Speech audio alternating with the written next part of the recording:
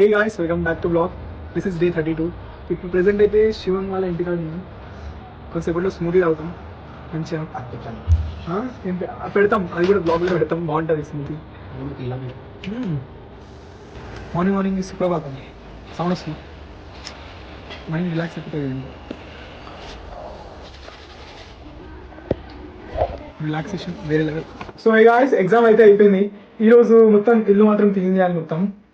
నాతో శివం గారు ఉన్నాడు. శివం మీరు కూడా ఆర్టీఓ అయిపోయింది. ఇంట్లో అన్ని వాళ్ళ చేస్తున్నాయి. ఇంకోటి ఒక సర్ప్రైజ్ ఉంది, చూపిస్తాను మీకు.